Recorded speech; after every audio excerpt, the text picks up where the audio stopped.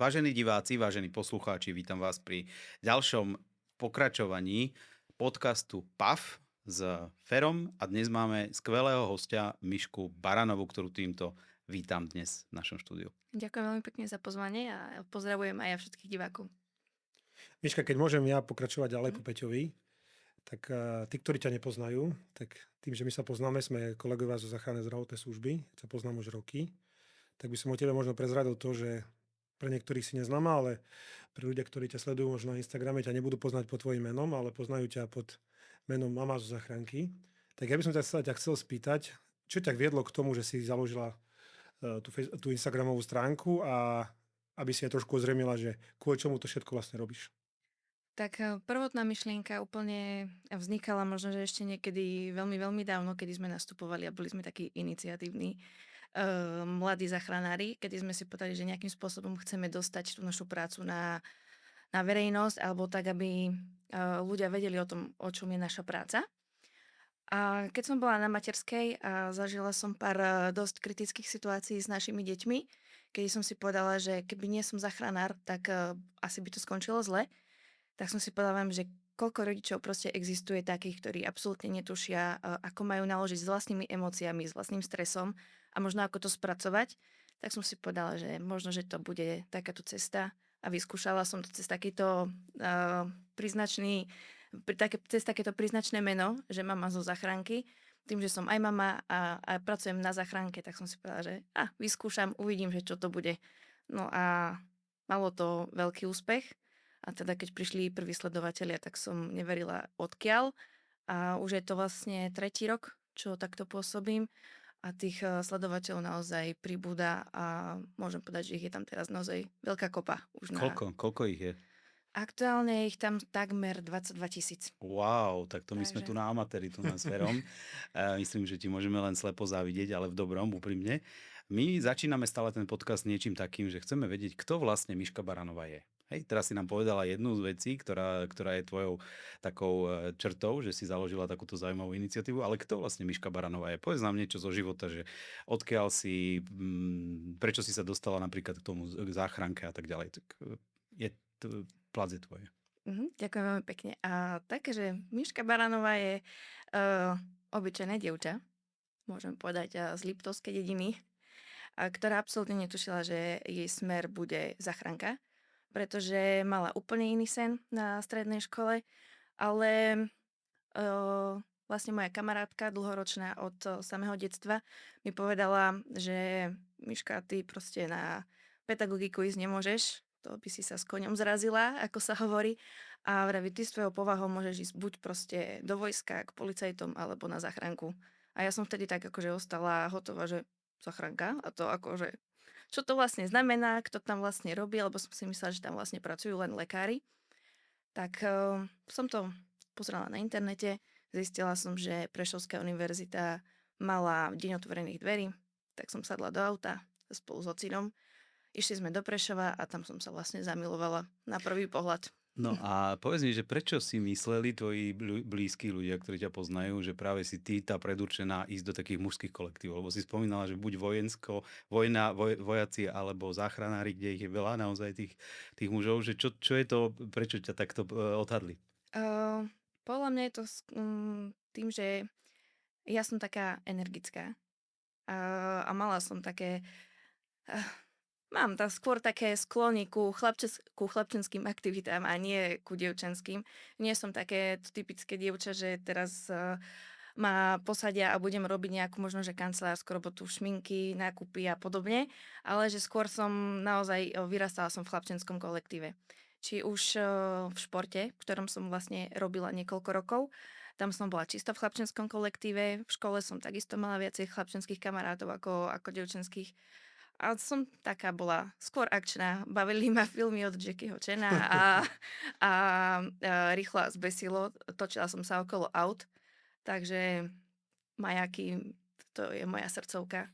A to si ešte nevedela, že stretneš Fera Majerského? Áno, a ďalší kolektív samozrejme, takže to, áno, má to niečo do seba. Určite, ja to zažívam každý deň. Ja keď Niečo to Mišku má do môžem seba. doplniť, Miška, Peťo, ty si vravel, že to je čisto mužský kolektív. On možno pred 20 rokmi tak ešte bol, Áno. ale dnes je to, v podstate by som povedal, že už studuje záchranárstvo viac dievčat, Áno. žien, ako chlapcov, alebo chalanov, alebo mužov, lebo je to jednoducho tak a už sa bohužiaľ niektoré, alebo nie, že bohužiaľ, dnes sa už ani nedajú niekedy vyskladať posadky, kde sú mix, že už sú niektoré posadky, kde sú len baby. Dokonca baby, ktoré aj šoferujú a tak. Neviem, či No. ty, Miška, šoferuješ? Šoferujem, No. áno. Takže Miška je dokonca zachránárka, ktorá šoferuje, čo je výnimočné na Slovensku. Miška, keď sa môžeme ešte vrátiť k záchranárstvu, lebo na ten podcast tak trošku vždy zaujal, lebo sa mi to páčilo, prečo si to spravila. Mhm. Lebo my záchranári sme taká komunita, že veľmi radi frfleme na všetko pri pive a pri takýchto veciach, ale keď už má niekto niečo spraviť a trošku ukázať tú našu tvár aj z iného hľadiska, lebo to aj ty robíš, že ukazuješ aj to súkromie, ale aj tú prácu, lebo je to ťažké ísť s kožou na trh, ja to poviem otvorene, že vyskúšali sme si to všetci, že keď si nebola ešte mama, Mhm. ako si pristupovala k výjazdom, keď si prišla k dieťaťu alebo k deťom alebo výjazdu, kde boli deti? Ako pristupuješ k tomu teraz? Lebo podľa mňa, ja za seba poviem, že je to veľký rozdiel, keď som nemal deti a keď teraz deti mám. Bol to obrovský rozdiel, pretože som mala o mnoho väčší rešpekt pred tými deťmi, pretože aj hoci som mala bakalárku komunikáciu s detským pacientom a mala som naučené nejaké tie základné pravidlá, mala som strach sa s nimi rozprávať. Nevedela som, ako k ním pristupovať a hlavne ako napríklad pristupovať k tým rodičom. Vôbec som sa do toho nevedela tak patrične vcítiť. Dneska už nie som ani taká nahnevaná, keď niektorí rodičia zavolajú zbytočne, pretože sama viem, že ako to dokáže človeka vystresovať a skôr som už teraz v takej tej roli, že tam, kde sme, poviem to zbytočne, alebo že jednoducho tam išlo viacej o strach, tak sa snažím tých rodičov edukovať nejakým spôsobom, poučiť ich do budúcnosti, ako si vedia pomôcť sami, ako zachovať tú chladnú hlavu. Ale na druhej strane zažila som si pár výjazdov, ktoré môžem povedať, že ma prefackali a boli potom týždne, ktoré boli proste veľmi ťažké. Lebo som si predstavila tie deti, ktoré mám ja doma, ktoré sú zdravé a zrazu som bola v situácii, kde bolo kritické dieťa a vtedy si človek musí proste zachovať tú profesionalitu maximálnu, musí úplne vypnúť emócie, ale potom tie emócie tak strašne doľahnú na človeka a že keď človek príde domov a tam na ňo vyskočia dve deti, tak si hovorím, že Pane Bože, ďakujem ti, že sú zdravé, že sú v poriadku, aj keď ma proste hnevajú niekedy úplne do vývrtky, ale som práve aspoň jednoducho majú zdravé ruky, zdravé nohy, vedia rozprávať, vedia sa šantiť, blázniť a to je také, akože človeku to tak otvorí oči, myslím si, že zachránka a dopriala by som každému jednému človeku, ktorý frfle na život aj na hocičo, zažiť si pár služieb, aby vedel, že tá naša bublinka, ktorú máme, má niekto úplne inú bublinku, v ktorej žije a nie je to také strašné, ako sa môže na prvý pohľad zdať. Ja keď môžem sa opýtať, lebo teraz sme tu všetci, ktorí viac menej mali nejaké skúsenosti so záchranným systémom. Ja ako anesteziolog som tiež bol viackrát vo výjazdoch. A čo sa týka zálekárov, tak taký najnebezpečnejší pocit, alebo čo človek sa obával, tak boli väčšinou deti a psychiatrickí pacienti. U vás záchranárov je to rovnako, alebo máte nejaký iný rebríček hodnot, že ktoré výjazdy sú pre vás najťažšie? Deti sú Deti sú najhoršie úplne... výjazdy. Hej. Áno. A môžem povedať z takej dosť čerstvej skúsenosti človek, ktorého pozná. To je proste... bola som pri kolegovi, ktorý z hodou okolností jednoducho mal kritické dieťatko a to bol zážitok pre mňa, ktorý som povedala, že asi som ťažší výjazd v živote nezažila. Som povedala, že psychiatrický pacient, ktorý by ma ohrozoval, není taký strašný ako ten pocit, že som na mieste pri niekom známom, ktorý mi je blízky a nejakým spôsobom mu neviem pomôcť viacej, ako by som chcela. No. To je... Ono, veľa ľudí, prepáč ešte len poslednú vec, ale už ťa nechám.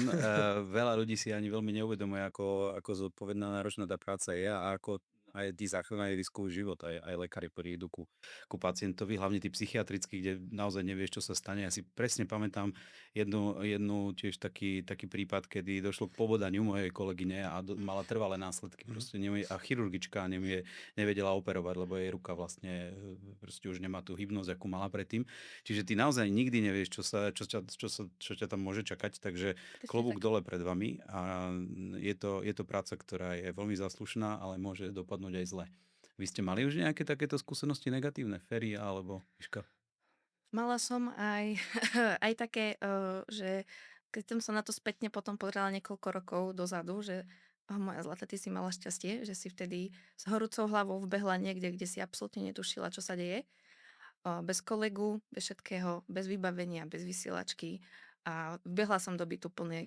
Tam bol proste zbranie v každom jednom rohu. Od mačiet, nožov, cez deviatku na stole, až po dlhé Bolo zbranie. tu niekde v Bratislave?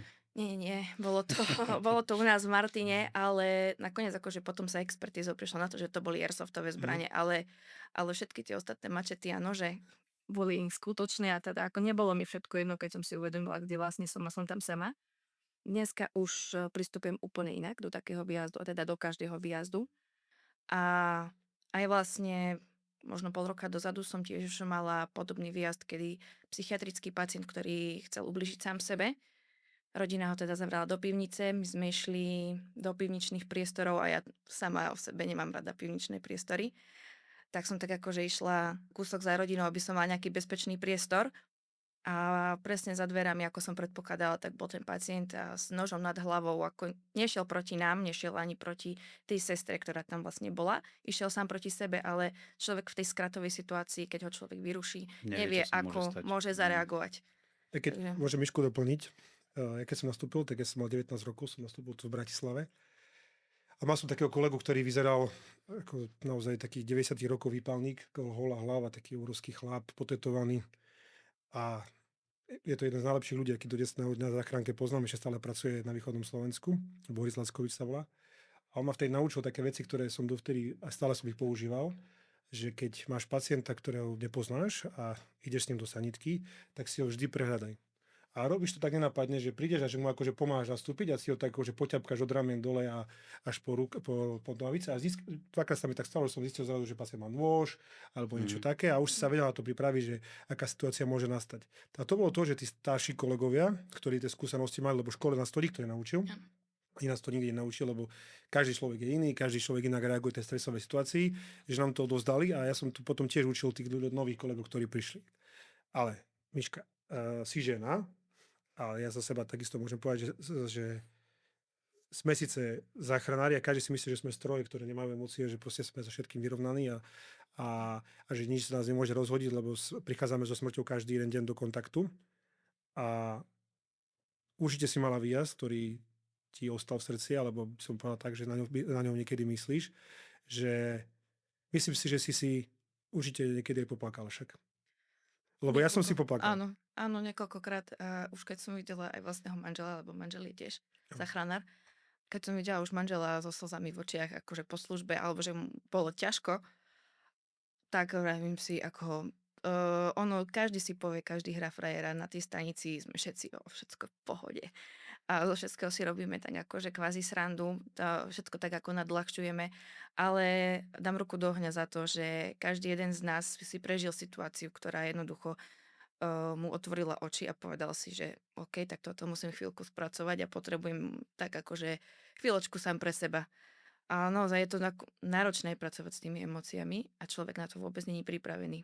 Keď nastupí, tak si myslí, že proste som super hrdina, všetko zvládnem, ale ono to tak akože človeka potom hodia ho do vody a buď sa naučí plávať, alebo sa v tom utopí. No a kedy to bolo? Povedz nám ten príbeh, že kedy si mala takýto... Ak chceš o tom hovoriť, samozrejme nemusíš, ale môžeš sa k tomu vrátiť. Prvýkrát som...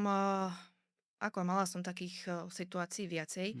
Prvý taký príbeh, ktorý ma tak akože, môžem povedať, že dostal, ale až keď som sa stala mamou, to bolo ešte vlastne pred materskou a ono ma to tak zasiahlo niekoľko rokov potom. Bolo, keď sme prišli ku chlapcovi 16-ročnému, ktorý ležal na gauči, mal v sebe krabičku liekov, ktoré by ho reálne akože zabili naozaj. Boli to nejaké antiarytmika, už si nepamätám presne ktoré, ale zapil ich asi litrom vodky. A bol na stoliku odkaz na rozlúčku a sestra ho našla vlastne náhodou. Niečo si zabudla, tak sa vrátila domov. A už vtedy mi bolo akože ťažko čítať všetky tie slová, čo tam boli. Do toho prišla jeho mama a oni absolútne netušili, že on by mohol proste niečo takéto urobiť. A mne to doplo vlastne potom, keď som sa ja stala mamou, že preboha, ja jednoducho chcem, aby moje deti sa so mnou rozprávali, aby nemali pocit, že sú neviditeľné, aby mali pocit, že som tam stále pre nich. Že to bolo prvé také, čo som sa tak akože prebrala, že tak toto bolo akože asi ťažký výjazd. A potom už keď som sa vrátila vlastne z materskej, tak to boli tie také kritické detičky, ktoré sme boli ako s neonatologickým tímom. A jedno babetko sa nám našťastie podarilo zachrániť. To som vlastne zistila pol roka potom, že vlastne úplne zdravý novorodenec, všetko prebiehalo tak, ako má pri porode. Prehltlo plodovú vodu a to dieťatko sme oživovali. A to som povedala, a to dieťa sa podobalo na našu dceru. Narodilo sa tak niekedy okolo Vianoc. Doma ste ho oživovali? Že bolo už Nie, doma? nie. Ono bolo normálne v porodnici porodené, ale tým, že vlastne my sme ako s neonatologickým tímom, že sme išli po neho, ono už sa malo ťažko, keď sme išli cestou tam a keď sme prichádzali na oddelenie, tak už tam vlastne prebiehalo oživovanie. A to som tedy akože si povedala, že nie, chlpy dúbkom stali, že ty kokso, akože to bolo fakt, človek sa vnútorne modlí za to, aby sa stal nejaký zázrak a že aby sa to dieťatko dostalo potom vlastne domov. Môžem povedať, že to bol jeden taký ten vianočný. Bolo to vo vianočnom období a som naozaj veľmi rada, že to dieťatko prežilo. No to keď vravíš, tak ja som mal takú skúsenosť, ale tiež na sebe, keď sa bavíme o deťoch, že rodili sme prvého syna, Filipa, a všetko sa tak ako komplikovalo, lebo to trvalo a okolo 9:30 pani doktorka povedala, že manželka to už nezvládne, lebo že je unavená a tak, že pôjdu skúsiť cisársky rez. Ak všetko pripravili, tak ho vybrali a zrazu pozeráme, že ja som bol ako zaplachtu a Filipko neplače, že ticho bol jedno s druhým, tak ho rýchlo odnesli a manželka, choď za ním, že choď rýchlo za ním, tak som cez sklo pozeral, modrý, pupočník bol otočený okolo hlavy a ho oživovali. Hej. A ja teraz som bol v takej situácii, že stál som za sklom, pozeral som sa, ako ho oživujú, neplakal, nedýchal, oni to predýchávali, hej. Teraz som nevedel, že či im pomôžem, či nepomôžem, že vlastne, čo mám teraz vlastne robiť v tej situácii, tak ma tam taká doktorka anesteziologička držala, že počkaj, že oni vedia, čo robia. A to bola taká situácia vtedy, že ak začal plakať, tak ja som sa rozplakal normálne s ním, že som vtedy pochopil, že proste, že keď to je, že za sekundu sa takto ti zmení život, že môžeš tu byť, nemusíš tu byť a dneska máš tvé, kedy ma tak nahneva, že by som mu dal tak pozadku, lebo už má 8 rokov. Ale potom si vždy na tú situáciu spomeniem, že ak to všetko prebiehalo, keď sa narodil. A to sú tie situácie, že v nás ostávajú zdravotníkov, že tie stopy si stále nesieme. A Miška, čo pomáha tebe zvládať ten... Lebo to ja hovorím stále, že každý z nás má nejakú svoju takú... Ja som si našiel po toľkých rokoch, že chodím vynášať do hôr. A že čo robíš ty? Že by si ten odbúral ten stres a hlavne to, že by sa dostala do pohody. Veľmi mi pomáha manžel, tým, že si rozumieme vzájomne. Veľa ľudí sa nám na začiatku smialo, že mať manžela na jednej posádke a na jednej stanici, že to je také. No. Ale môžem povedať, že neviem si predstaviť, že by som mala iného partnera, pretože to pochopenie je úplne iné. Vie, kedy by mi má dať pokoj a vie, kedy potrebujem jednoducho prísť domov. Neviem, či ma počúva, podľa mňa niekedy jednoducho ide tak ako na autopilota, ale vie, že to potrebujem. Ja si sadnem na gauč a ja pustím proste hodinový monológ a on počúva, áno, chápem, objíme ma, všetko v poriadku, preberieme také veci, skúsenosti si odovzdávame, že toto je super. Ale potom tiež som sa našla v tom, že som robila silový šport.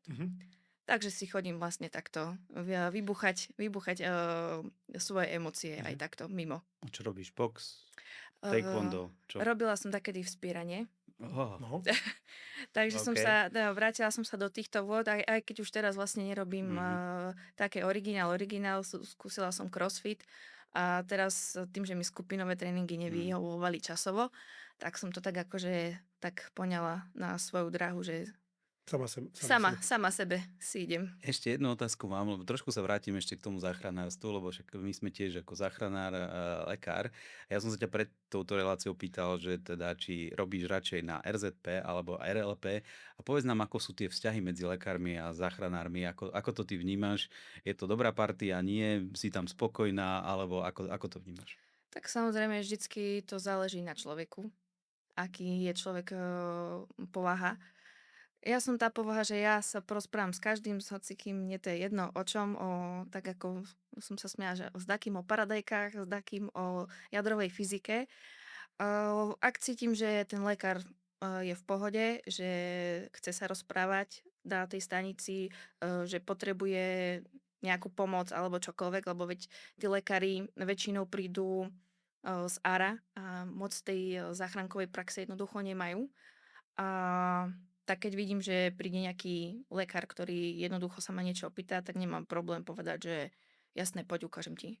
Alebo, A toto alebo sa stáva často? Že jasné, poď ukážem ti. nie, nestáva sa to. Už sa mi to stalo a Mhm. bola som naozaj veľmi rada, že tí lekári, akože normálne som ostávam, že ty kokso, Mhm. že ako, nestáva sa to často, lebo predsa to ego tam niekedy Ale sú k vám nepustí. dobrí, lebo Ale vieš, sú ako ty k tu nám. máš výhodu, lebo ty Áno. tam máš manžela, tak si nikto nedovolí, podľa mňa, hej, ale akože nestalo sa ti, že...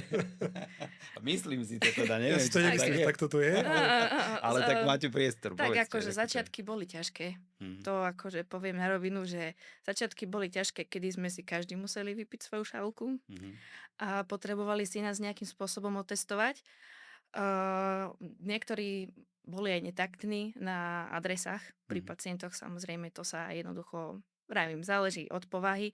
Ja som si povedala, že zatnem zuby, nejako to vydržím a že proste ukážem a vybudujem si taký ten rešpekt ku tým, aby jednoducho...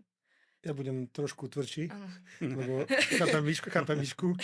A ja keď som prišiel do Bratislavy, tak som nastúpil som k Vilovi Dobiašovi, z ktorého knížek sa do dnešného dňa No. učíme. A som nepochopil, že ja som stále mal takú, že veľký rešpekt aj úctu voči nemu a on stále hovoril, že sme všetci na jednej lodi, všetci sme na jednej lodi a že proste sme jeden tím a on sa s nami hneď potýkal, rešpektoval nás a tak aj ostatní, či Matúš Pavliny, Maťo Mezej alebo Maťo Balko, proste úžasná partia sme vznikli, že nebol žiadny rozdiel, že si lekár alebo záchranár. A keď som sa prišiel pracovať do Popradu alebo na východné Slovensko, tak som zrazu pozeral, že to čo je, že proste sa niekto povyšuje, že niekto je lekár a my sme tí menej cení a ja som takto akože po tých rokoch z Bratislavy, keď príjem, tak už som si trošku nenechal po hlave skákať, že tu niekto bude, a ktorý je mladší dokonca, alebo tak, že tu bude sa povyšovať, lebo my sa nemáme prečo povyšovať. Ja stále hovorím, že ten lekár v tom výjazde, aj ten záchranár, aj ten vodič, sme každý od seba závislí. Sme závislí od vodiča, ktorý nás na tú adresu bezpečne dovezie, sme od lekára, ktorý má zodpovednosť, ale tí záchranári dnes vysokoškolským vzdelaním riešia v podstate situácie plus minus väčšinu výjazdov tak, ako ich rieši lekár. Mhm. A vedia ich robiť a sú naozaj na vysokej úrovni. A preto hovorím, že ja mám rád, keď sme rovnocenní partneri, tak ako považujem aj teba, že máme spolu cestu, že sa nikto nepovyšuje, že ja som viac, lebo mám medicínu a menej, lebo na tej adrese to ani nemá byť pocit. A to, čo hovorí Miška, sa stávalo a to nebolo dobré, že niekto ti dal pocítiť na výjazde, že ty si len... Tak je to asi tak trošku slovenské, lebo inak ten tak vyrovnaná partia by to malo byť aj v nemocnici. Samozrejme. Ja napríklad si myslím, že robí veľkú chybu lekár, keď sa správa povýšenecky, lebo sám prehral. Áno. Na intenzívke, keď chce mať človek kľud, tak musíš mať dobré vzťahy so sestrami. A ja si myslím, že aj tu vlastne na záchranke, aby to fungovalo, aby ten Tak. pacient dostal všetko, tak musíme byť jeden tím. A mrzí ma, ak to tak nie je, ale určite je to prehratý Akože boj ja potom. môžem povedať, že vo väčšine prípadov naozaj fungujeme. Sú veci, ktoré jednoducho človek musí prehltnúť, nemôže to urobiť pred pacientom. Aspoň ja som ten typ, že nebudem vyvíjať nejaký nátlak alebo podobne nejakú nepríjemnú situáciu na adrese. Tam sa snažím byť profesionál. Keď sa mi niečo nepáči, tak jednoducho si to povieme potom. Sú lekári, ktorí nám to povedia po výjazde, že toto sa mi nepáčilo, toto sa mi nepáčilo a ja to beriem, lebo nie vždy je všetko ideálne, každý robíme chyby. Ale za posledné roky ja som bola dokonca s pani doktorkou a s manželom na súťaži 2-krát a som povedala vrem, že určite by som tento svoj typ nemenila, pretože naozaj tam sme šlapali ako hodinky a môžem povedať, že Ja tak akože slovenským záchranárom závidím a teda aj lekárom, ktorí robia službu s vami, lebo vy ste vysokoškolsky vzdelaní ľudia, máte naozaj veľa skúseností. Keď to porovnávam napríklad s tým rakúskym systémom, že tam sú mladí chalani, ktorí majú možno dvojtýždňovú prax, nejakú skúsenosť, tak oni naozaj tak vysvetľujú, že im basics, akože základy.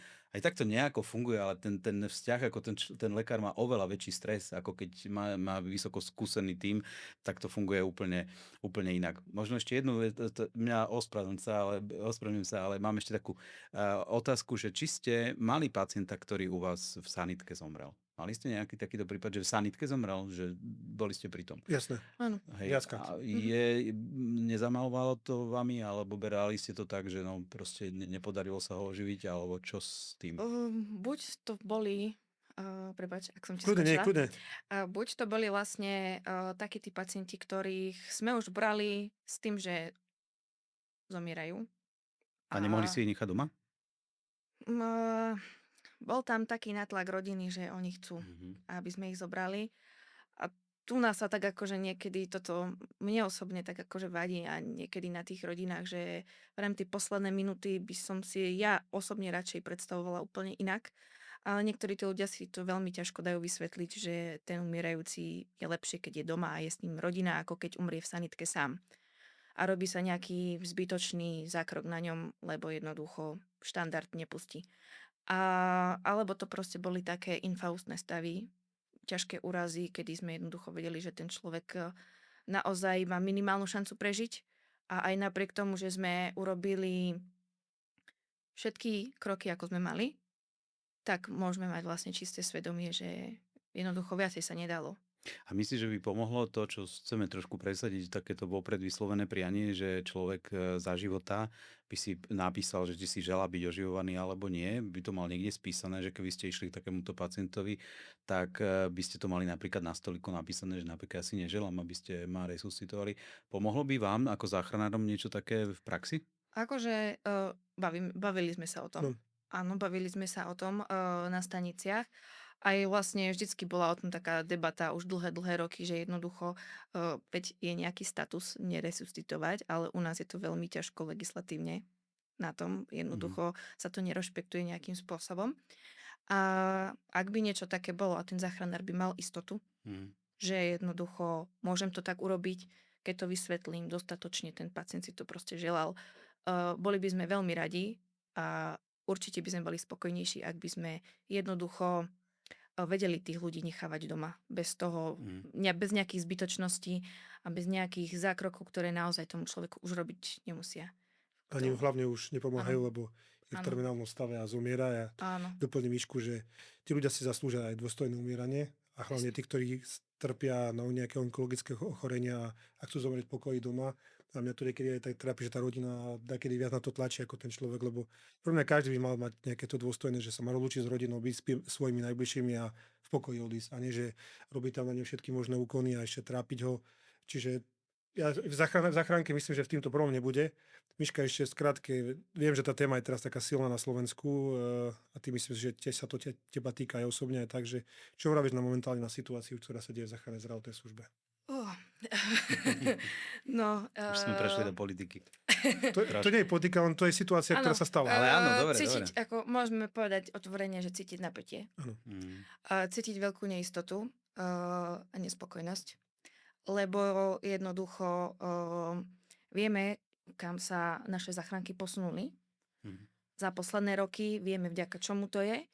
A vieme, že máme nejakú víziu. A vieme, ako to fungovalo niekedy.